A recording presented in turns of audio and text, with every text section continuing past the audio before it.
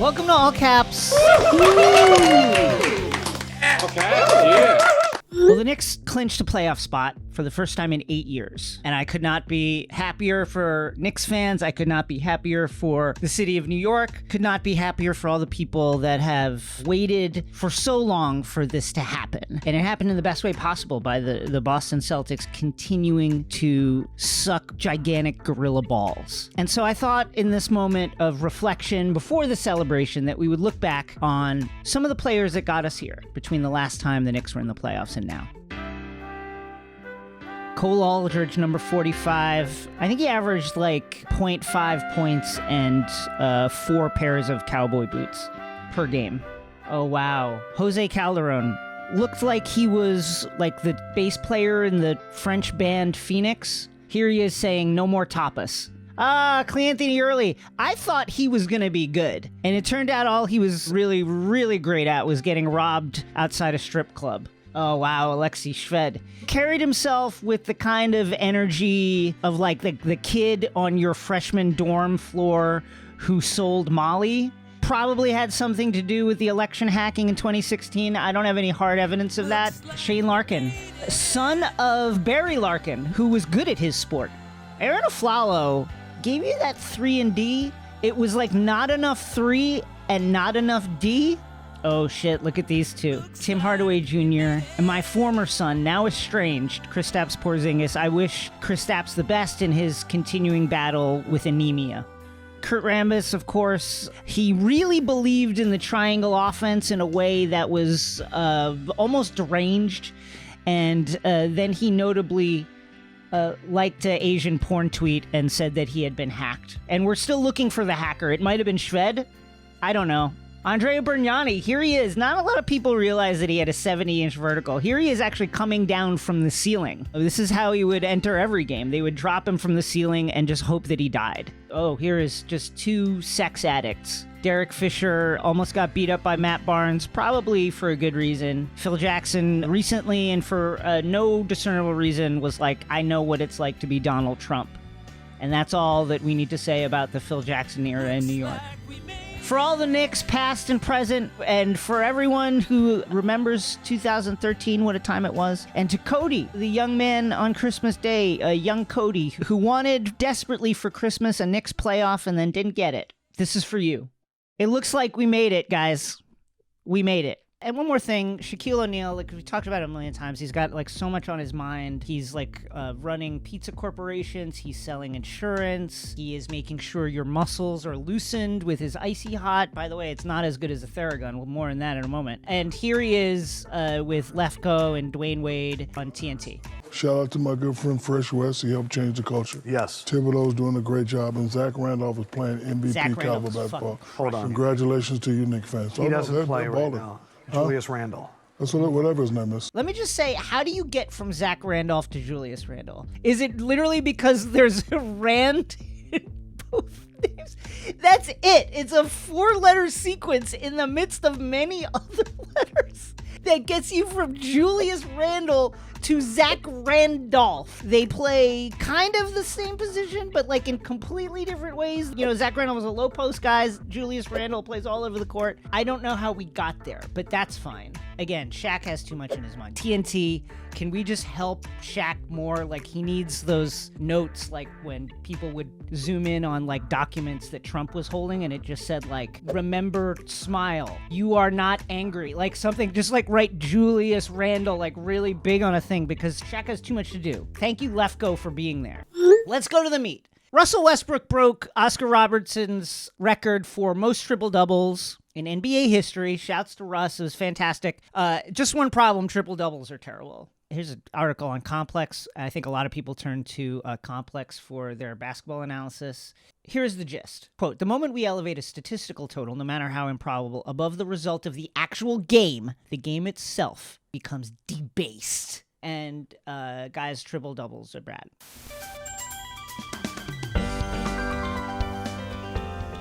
Yes! One more assist and I get a triple-double.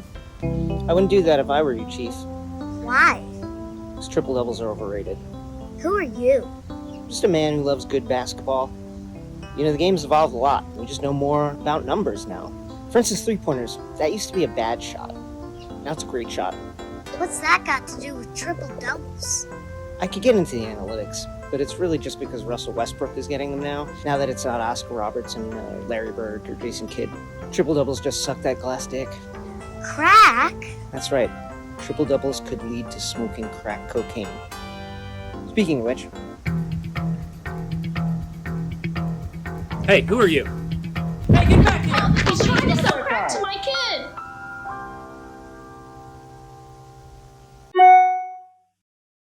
All Caps is brought to you by Theragun. Hit tension with the Theragun. I think part of the issue with the play-in is that the name sucks. So what we need to do, I think, is rebrand the play-in. It needs to have a better name. How about the Awesome Tournament? Because it'd be like, even if you hate it, how do you say that you hate it? You're just like, I don't want to play in the Awesome Tournament. That whoever invented the Awesome Tournament should be fired. Well, it's fucking awesome. Try Theragun for 30 days, starting at only $199. Go to Theragun.com/allcapsNBA right now to get your Generation 4 Theragun today. Theragun.com/allcapsNBA. Let's go to the herpetarium.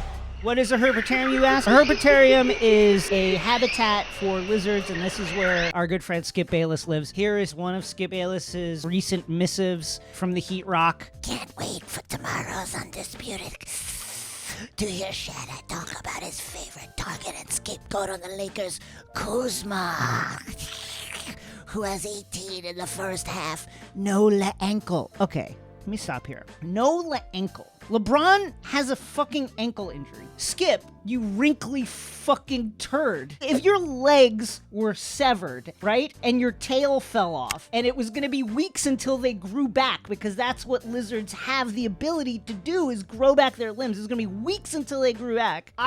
It would be wrong if somebody was like leggy and called you like Skip Legman. You can't make fun of LeBron. LeBron literally, that's an ankle injury. That's like saying, oh, fucking Clay knee boy, Clay Tom leg, or Paul compound fracture George. Like, that's not cool. John F. skull explosion. Like, this is not cool, Skip. Not everybody has the ability to just regenerate body parts like you do. Don't do this. This is just absolutely fucked up and wrong. Let's go to the score. So the season is coming to a close, and Steph Curry of the Golden State Warriors and Bradley Beal of the surging Washington Wizards are currently in a race for the scoring title. But here's the problem. Brad Beal recently tweaked his hamstring. Kent Bazemore has then decided to comment on the scoring race. 49 points in 29 minutes, though, that's unreal. And we got guys hurting hamstrings trying to keep up, so... Guys are talking shit. That's the culture of the game. I love it. Now, is it a little bit of a sensitive subject when you're mocking someone's injury? Probably. And then Bradley Beal, who was at home on Twitter, he got wind of this, and you could hear the engines revving up. You don't know me or shit about me, bruh. You don't know why I go out there and play. It damn sure ain't for another man's approval. You're straight lame, but it don't surprise me coming from you. That's what your type do. He's continuing. It's funny you say that because your man's admittedly checked my numbers before the game, but I'm chasing shut your ass up. Bradley's partner, Camilla, got involved. I wouldn't know. With a comment on the on this gif of a clown. I wouldn't hold my breath for a response, but hey, maybe after a long night of 8 points, 1 assist, 1 rebound, 6 turnovers and 6 fouls, you will have some time. First of all, of course you're chasing. It's a cool award. It's an award. Who doesn't love awards? The Wizards, they're in the mix right now for the play-in. The late season surge as Russ has gotten healthy, as their various players overcoming so many obstacles, including the coaching acumen of Scott Brooks. And here is Kent Bazemore's response to this whole thing. I don't know, man. I feel like I'm a pretty lighthearted guy. I stay at my own lane. I don't, say things that ruffle feathers. He did put another person's name in their mouth, kind of. It kind of got out of hand. I didn't check my phone all day until after the game. So, it's kind of blowing up. But you know, I don't get involved in that crap, man. I don't get involved in that crap. Again, you did start it. So Kent Bazemore is not bothered by it. He's not going to amplify the situation. He's not going to keep it going. He has answered it, and that's fine. And I think that this entire affair is kind of like why we love sports. We love feuds. We love rivalries. I'm not here to legislate like who's right and who's wrong. I think all of this is fantastic. Jason Gallagher, I regret to inform you that your son Luka Doncic out here hunting nuts like a squirrel, looking for a pair of nuts. And he found it. Here is Luka boxing out against Collin Sexton. Here's a little bump. Right. Right there is what they call it. That's enough. Right. Now, okay, here is, did he do it on purpose? Did he swing his arm on purpose? Of course he did. He doesn't have, like, some kind of, like, seizure disorder. He clearly swung it on purpose. He clearly looked back. This is what happened. I'm going to Zapruder this. So, he's getting boxed out, right? The arm is up under Luka's armpit rib cage, and Luka sees that, and he's looking to slap the arm down, but as he's winding up, the arm just, like, drops on its own, and then so, as he follows through, he just hits the nuts because he was looking to slap that arm away. That's what was happening. The great thing about this, and again, I don't believe he did it on purpose, but pretending that he was hunting them nuts, just the way he's like dead-eye staring into Sexton's eyes right here. Like, yeah, I got him. I'm looking, I want to see that reaction from you. I want to see the eyes watering because I fucking got him. This is serial killer shit here. Now, this isn't actually, believe it or not, it's really not the super interesting part of this to me. Here's the interesting part.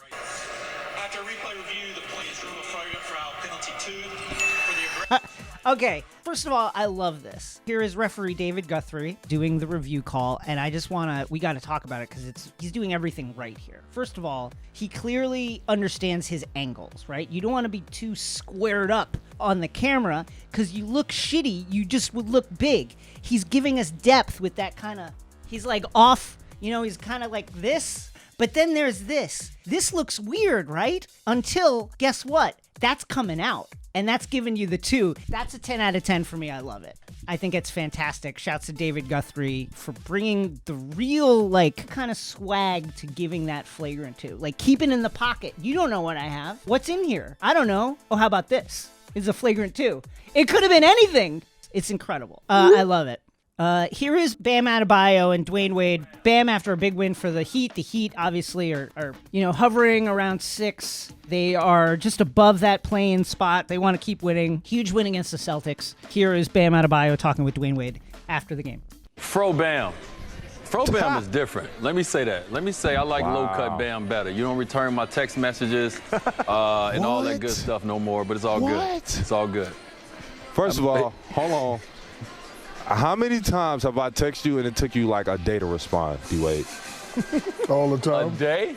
All the time. That's that superstar life, Bam. A day. That's the superstar stuff, man. Like, I get it. Like, I'm not there yet, but I'm on my way. So, like, you can text me back. Wow, Dwayne Wade just got aired out on national TV. And listen, I get it, though. Here's the issue. And I think a lot of people are experiencing this, especially during the pandemic. It's like you're doing something, you're trying to focus on something, you get a text. Okay, I'll get to it later. An hour, 2 hours, 3 hours, 4 hours pass. You look at the text, and now you're like, oh, is it weird now? And now you feel that anxiety, so you don't even do it now. And next thing you know, it's been 2, 3, 4 days. And now you're just like, well, I deaded it. And I don't know what to do. But this is just like, I think that's a very human response. Like, let's take a look at this. Oh my God. I didn't know you were that kind of person. Well, let me defend myself a little bit. At least 120 of those are like, your Postmates are here. All I'm saying is, like, I get it. And sometimes people don't text you back. And you know what? Bam and D-Wade, give each other a little grace. Because sometimes these, we're living on our screens, and these kind of messages can make you anxious. That's all. I fave it because this is a learning. This is, I like this one. This is a learning experience. This is relatable. This happens to all of us. Oh, a lot like Game of Thrones and A Song of Ice and Fire, the way there always has to be a Stark and Winterfell, there always has to be a Plumlee in the NBA. At least one. And if there's not, that is what triggers the rapture.